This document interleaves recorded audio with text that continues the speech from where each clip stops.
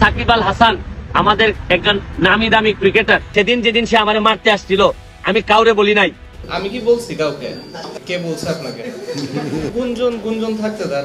এই ধরনের মানুষ যদি বেয়াদব হয় তাহলে তারপরে আর বিচার দেওয়ার জায়গা থাকে না। তো ইতিমধ্যে আপনারা হয়তো একটি ভাইরাল ভিডিও সোশ্যাল মিডিয়ায় দেখেছেন, যেখানে দেখা যায় সংসদে ব্যারিস্টার সুমন সাকিব আল হাসানকে ব্যাপক শাসাচ্ছেন। বাট গাইস, থামুন, এর পিছনেও একটা ইন্টারেস্টিং টুইস্ট আছে, তাই শেষ পর্যন্ত দেখতে থাকুন। তো এই ভাইরাল ভিডিওটি নিয়ে বর্তমানে সোশ্যাল মিডিয়ার নেটিজেনরা দুই ভাগে বিভক্ত।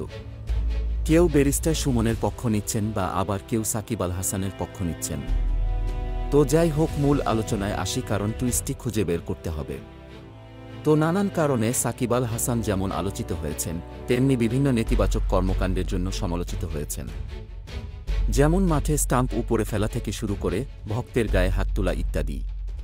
তো তেমনি রিসেন্টলি এক ভক্ত সেলফি তুলতে আসলে সাকিব তাকে ঘাড় ধাক্কা দিয়ে বের করে দেন।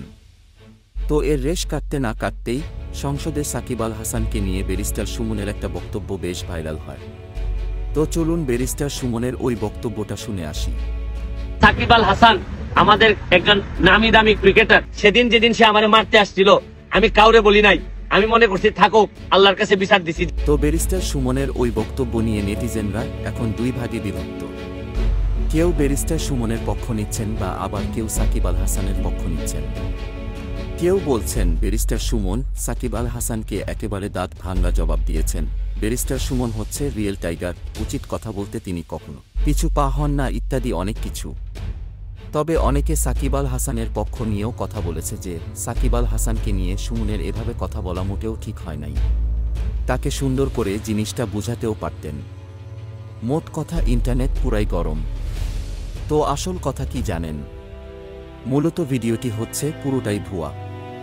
মূলত ব্যারিস্টার সুমন সাকিব আল হাসানকে নিয়ে উক্ত কথাগুলো বলেছিল প্রায় বছরখানিক আগে।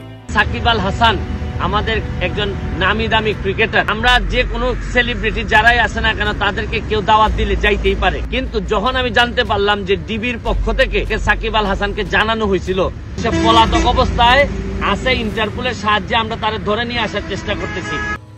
তো গাইস, আশা করি আপনাদের এই কনফিউশনটা ক্লিয়ার হলো। আর আপনাদের যদি ভিডিও ভালো লেগে থাকে তবে সাবস্ক্রাইব করে পাশে থাকবেন। ধন্যবাদ।